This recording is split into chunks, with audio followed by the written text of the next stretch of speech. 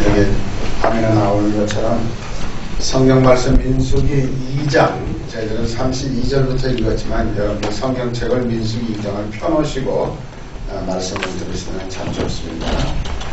민수기 2장에 나오는 말씀을 가지고 깃발을 보라, 그런 제목으로 은혜를 나누려고 합니다. 2016년 새해 두 번째 주일입니다. 여러분들이 아시는 대로 저희 교회는 은혜와 평안이 넘치는 교회, 이것은 1년 내내 우리가 커다란 이 제목을 가지고 모든 말씀을 여기에다 맞추어서 들어야 됩니다. 다시 말하면 우리는 이제 은혜와 평안이 넘치는 교회로 가겠다라고, 다시 말하면 깃발을 높이 올려 세우고 그리고 출발을 해서 오늘 두 번째 주일입니다. 민수기 2장에 보면은 우리들이 이 광야 같은 세상, 힘들고 어려운 세상을 어떻게 살아야 될까?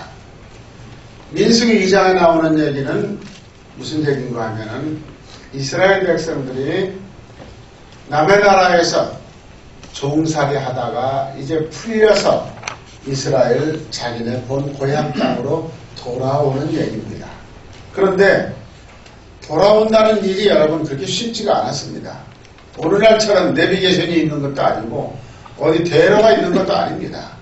어디로 가야 될지 동서남북도 모르는 백성들이 어떻게 그 광야를 지나서 하나님께서 주시기로 약속한 땅에 도착할 수 있을까? 성경에 보면은 오직 하나님께서 지시하는 대로만 말씀을 따라서 살아가면은 문제없다, 이렇게 되어 있습니다. 그런데 그 말은 무슨 뜻인고? 여러분도 그렇고 저도 그렇고 2016년은 지금 처음 사는 겁니다. 내일이 어떨지 모레가 어떨지 다음 12월 달이 어떻게 될지 아무도 예측할 수 없습니다. 처음 가는 길입니다. 이 세상에 그 길을 가본 사람 한 사람도 없습니다. 그럼 어떻게 살까요? 여기 성경대로 하면은 하나님의 말씀대로 살면 된다, 그런 얘기입니다. 말씀만 쳐다보고 말씀만 귀에다 간직하고 따라가자, 그런 얘기예요. 그래서 34절에 보면은 이런 말씀이 있습니다. 이스라엘 자손이 여호와께서 모세에게 명령하신 대로 다 준행하여 각기 종족과 조상의 가문에 따르며 자기들의 길을 따라 짐치기도 하고 행진하기도 했다. 그러니까 처음 가는 길에서 어떻게 됐는지 모르겠습니다. 그런데 하나님께서 모세라고 하는 지도자를 세워서 모세의 입을 통해서 이렇게 해라, 서라, 가라, 여기 천막 쳐라, 이렇게 다 지시해 놓으셨다는 거예요. 그대로 했다는 거예요. 이스라엘 백성 아무도 나는 동쪽에 서고 싶은데 왜 서쪽에 서라고 그럽니까? 불평하는 사람이 없었다는 겁니다. 이 말은 무슨 말이에요? 분명하게 질서를 지켰다고 하는 것입니다. 그 질서를 지켜가는 가운데 우리가 꼭 생각해야 될 말씀 세 가지가 있습니다. 그게 뭐냐면, 첫째는 이스라엘 백성들이 처음 가는 땅, 두렵고 떨리는 땅, 뒤에는 애국 군인들이 쫓아옵니다. 앞에는 어디로 가야 되는지 길이 없습니다. 홍해바다가 가로막고 있습니다. 짐승들이 우글거리고 있습니다. 하다못해 들판에 나와 있는 풀까지도 사람에게 독을 내뿜고 있습니다. 어떻게 갈까요? 그런데 성경 말씀을 보면은 이스라엘 자손은 각기 자기의 진영의 군기와 그랬습니다. 여기 군계라는 말을 썼어요. 그러니까 이스라엘 백성들이 지금 가고 있는 길이 뭐냐면은 군인들처럼, 이런 뜻입니다. 군인들처럼 간다. 군인들은 어디를 향해서 갈 때 어떻게 가느냐? 명령에 의해서 갑니다. 뭐 지가 좀 키가 크다고, 콤파스가 넓다고 앞으로 뛰어갈 수도 없고 적다고 천천히 갈 수도 없습니다. 군대는 지휘관의 명령에 의해서 움직이는 게 군인입니다. 그런데 지휘관들이 고래고래 소리 지르고 만날 갈 수는 없잖아요. 그런데 여기 성경이 뭐라고 그랬어요?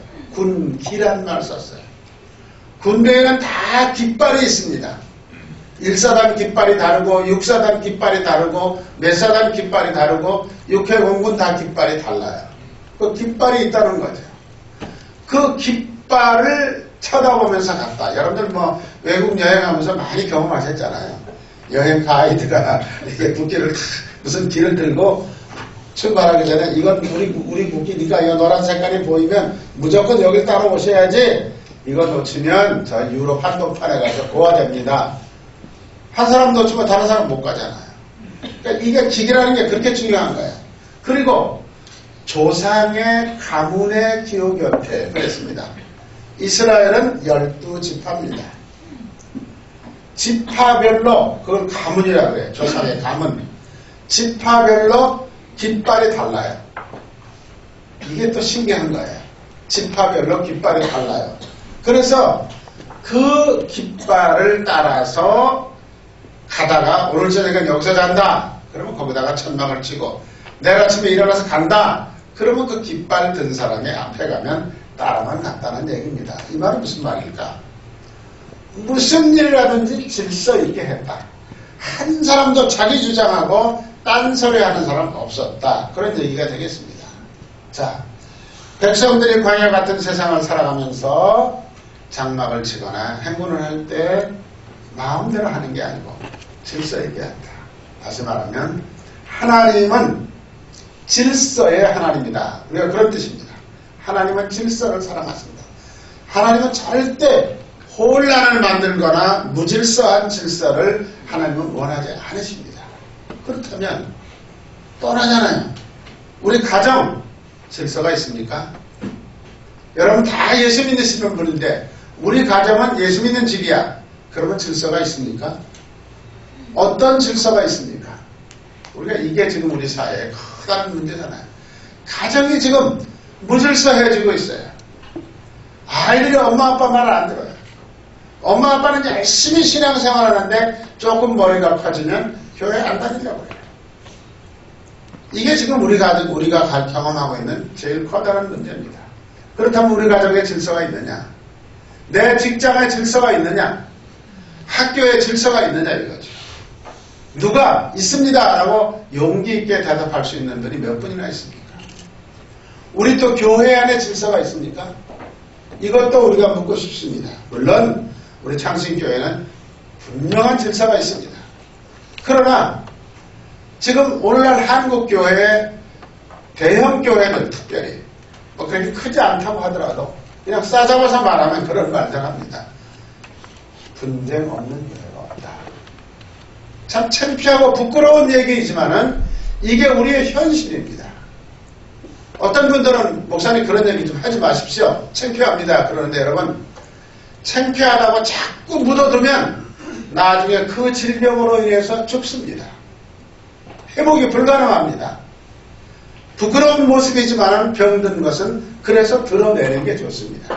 드러내고 이걸 고치려면 어떻게 해야 되나? 우리가 적어도 그런 자세를 가져야 된다.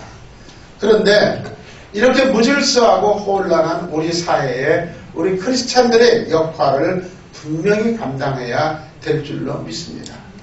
가정도 질서 있고 직장도 질서 있고 우리나라와 사회에도 질서 있고 그리고 교회도 질서가 있게 운영되어 하나님께서 기쁘게 받으시고 축복해 주십니다. 그래서 사도 바울은 고린도 교회 문제가 참 많은 교회예요. 뭐 나는 아볼로파다, 나는 바울파다, 나는 게바파다 이러면서 싸움하는 교회거든요. 그런데 그 고린도 교회의 교인들에게 사도 바울이 뭐라고 말하느냐면 모든 것을 적당하게 하라. 그리고 질서를 지켜라. 그리고 교회에 덕이 되도록 해라. 이렇게 가르치고 있습니다. 그럼 고린도 교회만 들으라고 하는 얘기는 아니에요. 성경에 나와 있는 말씀은 창신교회 교인들이 들었으면 창신교회 교인들에게 주시는 말씀이고 문창교회 교인들이 들었으면 문창교회 교인들에게 주시는 말씀. 우리 교회는 들을 필요 없어. 이런 성경 말씀이 하나도 없습니다. 자, 여러분. 그렇다면 우리 창신교회도 앞으로 무슨 일을 하든지 1년 동안 각 부서가 있어서 일을 해나갈 때 적당하게 하라는 거예요. 적당하게 하라는 게 뭐예요? 은혜스럽게 하라는 거죠. 부딪히고 싸움하고 하면서 일하지 말라 이거죠. 교회 일은 그렇게 해야 될 일은 한 가지도 없습니다. 조금씩만 내려놓으면 다 은혜스럽게 할 수 있습니다. 그 다음에 질서를 지키셔야 됩니다. 내가 보기에는 별거 아닌 것 같아도 장로님이 한마디 하시면 집사님, 권사님들은 예, 그리고 들으셔야 됩니다. 장로 나이 가지고 따지는 거 아닙니다. 목사가 무슨 얘기하면 목사가 나보다 나이 어리다고 하더라도 아이고 목사님 그러셔요. 그리고 순종하는 자세로 따라가는 것이 질서를 지키는 방법입니다. 그 다음에 고린도 교회에는 문제도 많았지만 아주 열심히 있는 사람들이 많았다고 그래요. 그리고 고린도 교회는 다양한 은혜를 받은 사람들이 많았어요. 그게 무슨 말이냐? 방언하는 사람들도 있었고 또 어떤 분은 병 고치는 은혜를 받은 사람이 있고 또 어떤 사람은 가르치는데 기가 막히게 아주 그냥 눈에 귀에 쏙쏙 들어오도록 조리 있게 잘 가르치는 분도 있었고 다 달라요. 그런데 그것을 성경은 그걸 은사라고 그랬습니다. 하나님이 내게 주신 은사다. 우리 참신교회 성가대원들 하나님께서 찬양할 줄 아는 은사를 주셔서 그 자리에 앉아 계시는 겁니다. 나는 아닌데 그러시면 안 돼요. 하나님 주신 거예요. 나는 그 은사가 있으니까 내가 주일학교 교사를 할 수도 있고 부엌에 가서 밥을 할 수도 있지만 나는 성가대로 이 교회를 봉사한다. 그 하나님의 은사예요. 그런데 만일 찬양대원들이 성가대에서 밥하는 권사님들을 우습게 생각한다면 이거는 교회가 질서가 깨지는 거죠. 그리고 덕이 깨지는 거죠. 그러니까 어떤 경우에더라도 어느 은사를 받았든지 간에 그것도 하나님이 주신 거고 내가 가지고 있는 것도 하나님이 주신 거야. 그러니까 내 은사만이 최고라고 생각하시지 말고 남의 것도 다른 사람이 받은 은사도 잘 높여드리고 존경해드리는 그런 마음을 갖는 것이 좋다. 그래서 사도 바울은 모든 은사는 연합해가지고 하나님의 영광을 위하고 교회의 덕을 세워야 된다. 그런 식으로 성경에다가 분명하게 말씀해 놓았습니다. 2016년 한 해를 평안이 넘치는 교회 되려면 우리 교회도 마찬가지입니다. 어느 부서라도 다른 부서가 하는 일을 우습게 생각하시면 안 됩니다. 저건 선교부에서 하는 일이야. 나도 선교헌금 내고 나도 협력하고 나도 기도로 도와야지. 이렇게 서로서로 돕는 그런 자세가 결국은 교회의 덕을 세우는 일이다. 그래서 성령이 우리들에게 주신 은사는 다 다르지만 그 은사를 교회의 유익을 위해서 사용하셔야 된다. 그런 얘기입니다. 자, 그래서 성경에 고린도전서 10장 23절의 말씀입니다. 우리 파란 글씨를 쓴 거 같이 한번 읽으시기 바랍니다. 모든 것이 가하나 모든 것이 유익한 것은 아니고 모든 것이 가하나 모든 것이 덕을 세우는 것은 아니다. 이 말은 무슨 말입니까? 내 생각에는 이게 맞아 이렇게 생각하지만 그것이 꼭 유익한 것은 아니다. 틀린 건 아니라고 하더라도 유익하지 않을 때도 있다는 겁니다. 그럴 때는 내려놓으라는 거야. 그래? 하나님의 덕을 위해서 내가 양보해야지. 하나님의 덕을 위해서, 교회의 덕을 세우기 위해서 내가 하고 싶은 얘기가 있지만 그래, 오늘은 참자. 이런 정도가 돼야 된다는 거죠. 모든 것이 가하다. 가하다는 말은 맞는다는 말이에요. 틀리지 않았다는 얘기예요. 그러나 그렇다고 해서 그런 모든 것들이 다 덕을 세우는 것은 아니다. 우리가 일상생활 속에서 교회 속에서 아주 나는 원칙을 좋아하는 사람이에요. 저도 뭐 원칙 좋아하는 사람 가운데 하는데 그러다가 보니까 무슨 말든지 바른 소리 잘해요. 그 바른 소리를 잘하는 것까지는 좋은데 바른 소리에서 자기 스스로 하고 싶은 얘기 했으니까 속은 시원하는지 몰라. 그런데 다른 사람은 그 얘기 때문에 마음에 상처를 받는단 말이에요. 그건 뭐야? 그건 교회 덕스러운 거 아니에요. 교회 덕을 위해서는 순간순간 때를 따라서 참을 줄도 알고 견뎌낼 줄도 알고 다른 사람을 따라갈 줄도 아는 그런 게 굉장히 중요하다. 그런 의미입니다. 이 말은 무슨 말이냐? 겸손한 마음이 제일 중요합니다. 그 한마디로 말하면 그런 겁니다. 그리고 자기 위치를 지킬 줄 아는 사람. 뭐 하고 싶은 얘기 다 있죠. 그렇지만 장로님들이 당회에서 결정해가지고 딱 내놓으면 장로님도 그냥 앉아서 장난으로 결정하는 거 아니에요.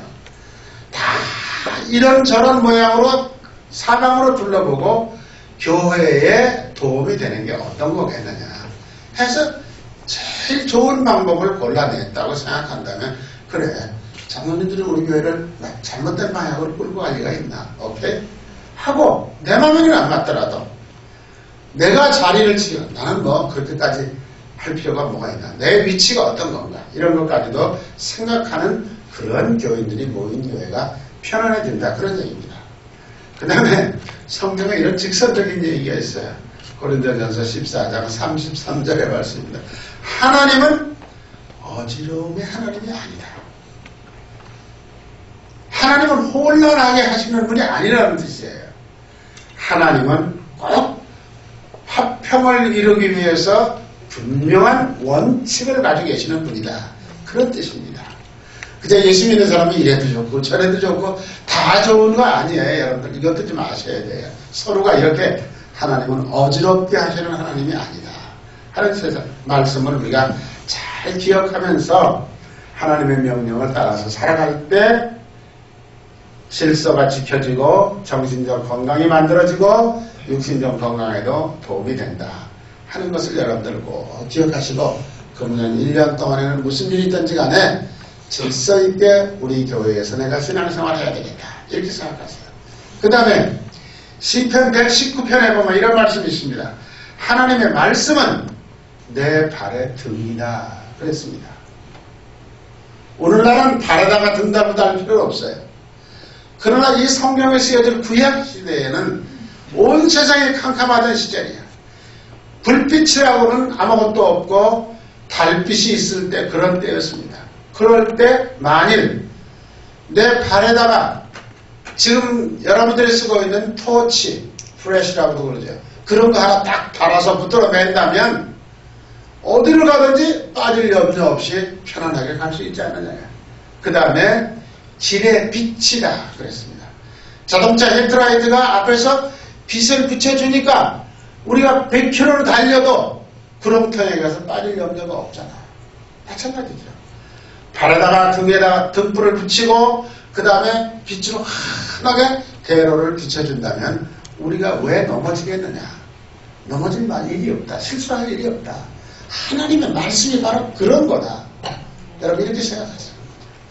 하나님의 말씀이 얼마나 대단하고 소중한 것이냐고 하는 것을 우리는 알 수 있습니다. 그 다음에 저는 이런 얘기를 하나 할 수 있습니다. 호주는요. 여러분들 아시는 대로 우리나라의 땅덩어리 76배입니다.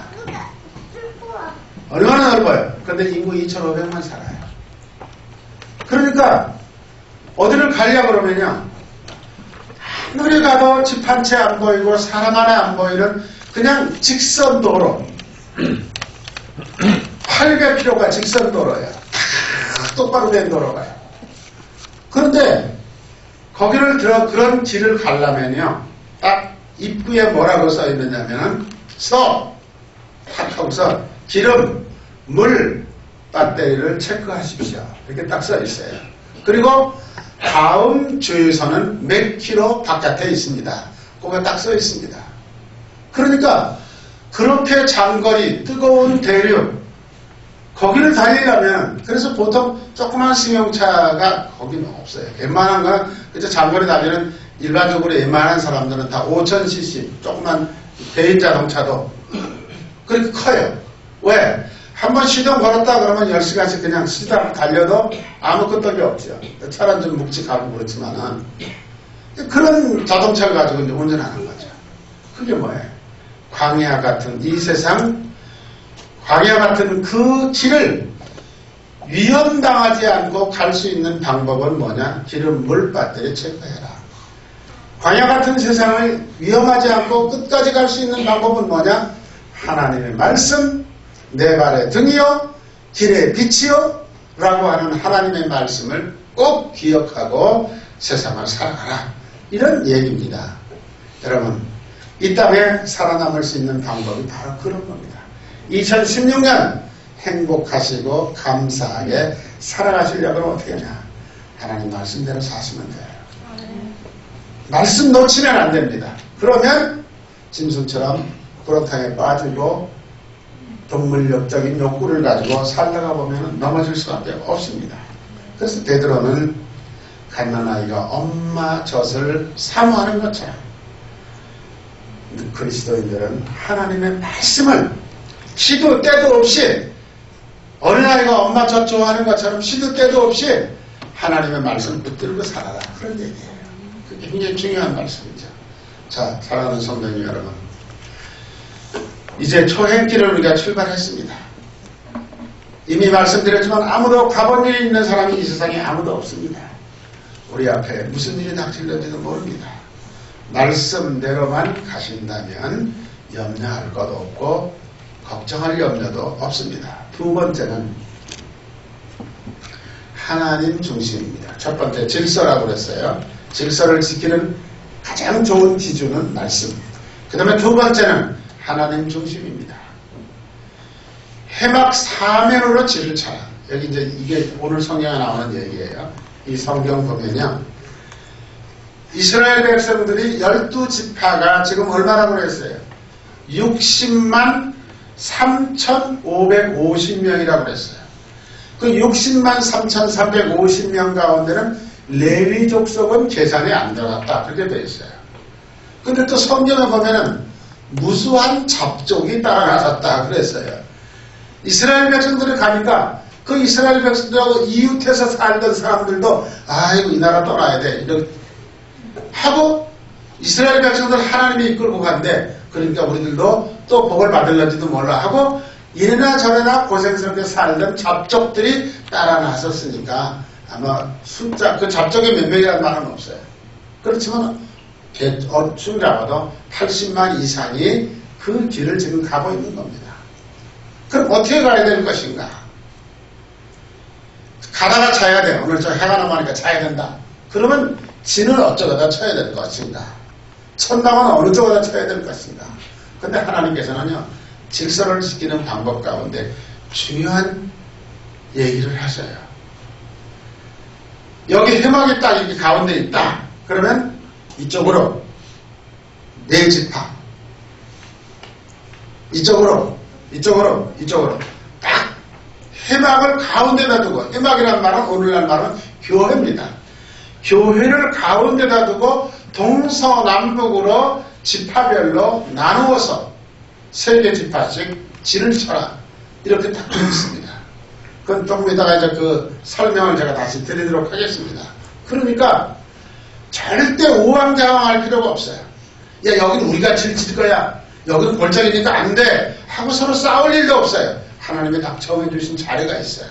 그 자리대로 진을 치고, 그 다음에 그 진을 칠 때 천막에 사람이 잠자고 나오면 이렇게 여는 문이 있는데 그 문은 모두가 다 가운데 있는 예배당을 쳐다보도록 문이 만들어졌습니다. 그렇게 진을 치라는 거예요. 그게 하나님의 말씀이에요. 그래서 말씀 중심이에요. 그래서 해막을 중심해서 주거지를 정하는 것이 우리들에게는 영적으로 무슨 얘기가 되느냐 하는 거죠. 첫째는 하나님 중심이다. 가운데 예배당이 있다는 말은 이스라엘 백성들은 광야길을 가면서도 그렇게 질서 있게 지켜서 동서남북으로 나누어서 갔고, 또 잠을 잘 때도 나의 머리맡, 내 눈이 띄어지는 문 탁 열면 성전이 보이는 중심에다가 자리를 잡았다. 그런 얘기입니다.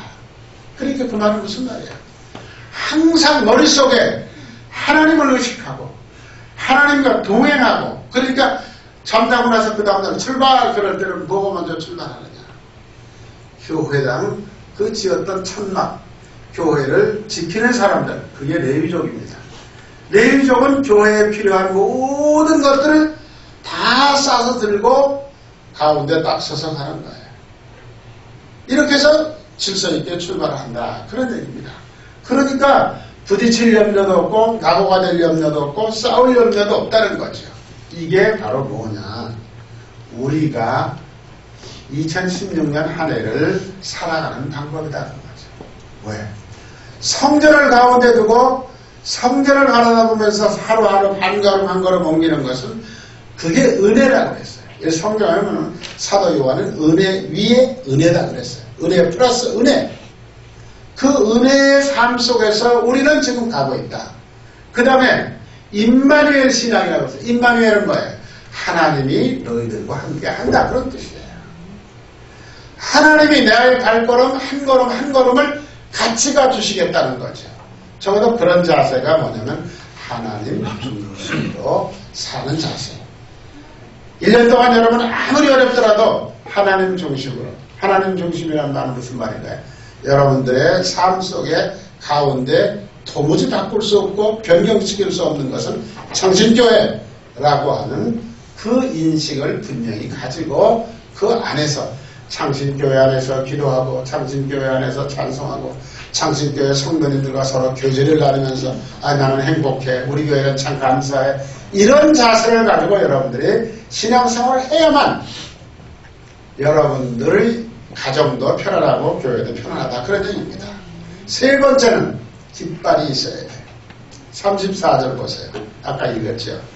하나님이 모세에게 명한 대로 다 준행하여 각기 가족과 종족을 따르는 그 길을 따라 12지파가 전부 다 길을 하나씩 들고 있습니다. 그 길을 따라갔다는 거예요. 여기서 그 깃발이라는 게 뭘까? 그게 곧 예수님이에요. 깃발은 예수님을 말하는 겁니다. 그러니까 무슨 일이든지 내 눈동자는 예수 그리스도에게 맞추는 거죠. 딴 데 쳐다보면 잠깐 있다 보면 대열을 잊어버려요. 왜? 그 많은 사람이 가는데 길 잊어버려요.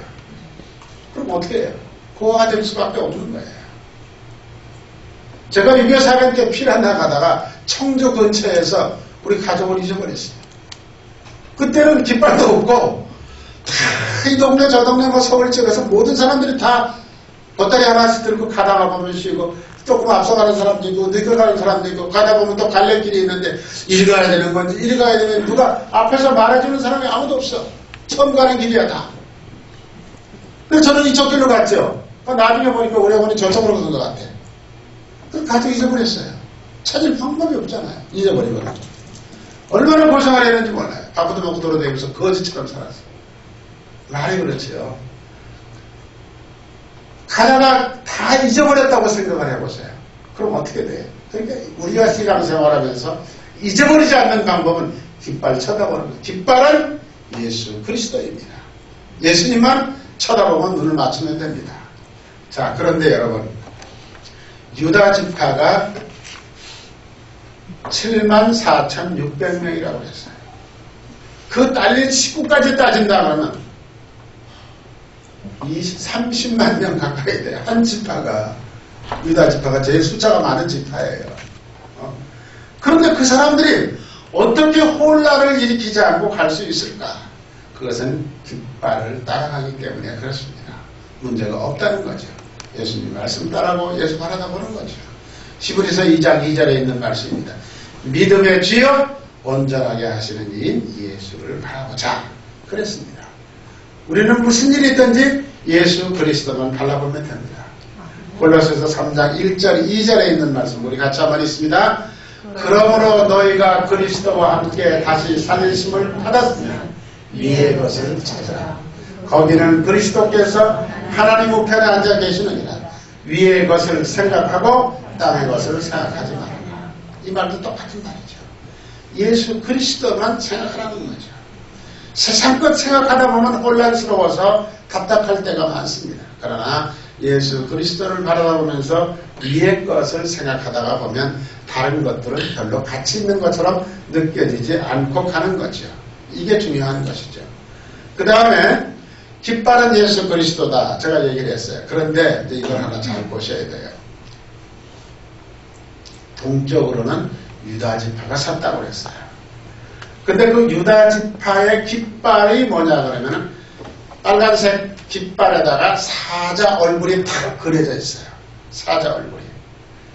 이 사자는 예수 그리스도를 상징하는 짐승이에요. 왕으로 오신 예수, 이게 사자의 상징입니다. 그 다음에 남쪽에는 루벤 지파가 섰어요. 그런데 여러분 한번 생각해 보세요. 루벤 지파가 제일 큰 장자 지파입니다. 이스라엘 사람들은 다 동쪽을 좋아해요. 근데 만일 장자 지파인 루벤이 야 내가 장자 지파인데 이쪽에 서야 돼. 넌 저쪽으로 가. 이러면 또 지파들끼리 싸움할 수밖에 없잖아요. 그런데 이것도 꼼짝 못하게 하나님이 정해준 거예요. 모세를 통해서. 그래서 남쪽에 누가 섰냐면 르벤 지파가 섰는데 르벤 지파가 들고 있는 깃발에는 사람의 얼굴이 그려져 있어요. 예수 그리스도는 동쪽에서 볼 때는 왕으로 오신 예수, 남쪽에서 볼 때는 사람으로 오신 예수, 이렇게 표현하는 겁니다. 그 다음에 서쪽은 단지파가 앞장섰어요. 단지파의 국기에는 독수리가 그려져 있어요. 이것은 예수 그리스도의 신성을 의미하는 거예요. 독수리는 제일 높은 꼭대기에 올라가서 맨 바닥에 기어다니는 조그만 벌레까지도 다 볼 수 있는 특별한 눈을 가지고 있습니다. 내려깎으로 그냥 그 자리에서 직선으로 내려와서 그 작은 벌레 하나도 잡아먹는 게 독수리예요. 마찬가지로 하나님께서는, 예수님께서는 모르시는 것 같지만은 저 꼭대기 높은 곳에서 우리들의 삶과 우리들의 행동을 내려다보고 계시는 신성을 가지신 예수를 상징하는 거예요. 북쪽에는 에브라임 지파가 서 있는데 에브라임 지파의 깃발에는 소가 그려져 있어요. 소. 커다란 황소 한 마리가 그려져 있어요. 소는 뭐냐? 죽도록 일하고 마지막에 죽어서 고기까지 다 인간에게 주고 가는 섬김과 봉사를 얘기하는 거예요. 그래서 예수 그리스도는 뭐냐? 왕으로 오셨고 사람으로 오셨고 그 다음에 하나님의 신성을 가지고 오신 절대자이시고 그 다음에 섬기고 봉사하고 마지막에 생명까지 내주시기 위해서 오신 예수다. 이렇게 얘기하는 겁니다. 그 예수를 나의 삶의 중심에 모시고 이스라엘 백성들이 광야길을 가고 있기 때문에 근심 걱정할 필요가 없었다는 거죠. 제가 이 도표를 한번 그렸습니다. 그래서 구체적으로 보면은 가운데 성막이 있습니다. 그리고 그 옆에 보면은 동쪽에 이제 유다 지파, 이사갈 지파, 스불론 지파, 지파별로 다 그림이 달라요. 북쪽에는 독수리, 단 지파가 독수리를 그렸고 납달리 지파는 사냥을 그렸습니다. 아셀 지파는 곡식단, 서쪽에는 에브라임 지파가 소를 그려놓았고 그 다음에 므낫세 지파는 야자나무를 그리고 벤야민 지파는 이리를 그려놨습니다. 남쪽에는 루벤 지파. 이렇게 해서 지파별로 그 그림과 깃발이 다 다른데 그게 다 의미가 있어요. 이 시간에 그것까지 의미는 설명을 안 드리면 그냥 동서남북을 대표하는 지파들만 여러분들이 보시면 됩니다. 자, 중요한 것은 깃발 아래 뭐 있나? 예수님을 믿는 진리만이 우리 다른 사람들을 하나로 묶어줄 수 있다. 예수님만 따라가면, 그 말씀만 따라가면 천국 가는 길에 조금 더 흐트러짐 없이 제대로 갈 수 있다. 그런 얘기입니다. 그렇다면 나의 삶의 중심에 지금 내가 무엇을 가장 소중하게 생각하면서 지금까지 살았을까? 여러분 생각하시지 마세요. 이제부터 앞으로가 중요해. 자, 여러분들 이스라엘 백성들이 성막을 가운데 두고 질서 있게 행진하고 질서 있게 짐치고 잠자고 생활할 수 있었던 것처럼 우리 2016년도 세상의 중심, 물질 중심, 명예 중심에서 예수 그리스도 중심으로 그 말은 내가 섬기는 창신교회를 중심으로 살아간다면 여러분들 삶 속에 평안이 넘치게 되고 우리 교회 안에도 감사와 기쁨이 넘치는 평화가 넘치는 교회가 될 줄로 믿습니다. 아멘. 기도하시겠습니다. 하나님 감사합니다. 이스라엘 백성들이 처음 가는 낯선 길, 험하고 위험한 것들이 여기저기서 도사리고 있는 그 길을 지금 출발했습니다. 그 이스라엘 백성들이 출발하면서 언제나 질서 있게 행동했습니다. 언제나 말씀을 따르고 행동했습니다. 그리고 언제나 그 중심에 교회가 있었습니다. 바로 이것은 험한 세상 2016년도를 살아가야 될 우리 창신교회 성도님들이 바로 배워야 될 중요한 영적 교훈입니다. 그리고 우리 창신교회가 따라가야 될 중요한 길입니다. 우리 모두 이 길을 따라 승리하며 감사하며 행복을 누리는 참 좋은 교회, 참 좋은 교인들로 세워주시옵소서. 예수 그리스도의 이름으로 감사하며 기도드리옵나이다. 아멘. 찬송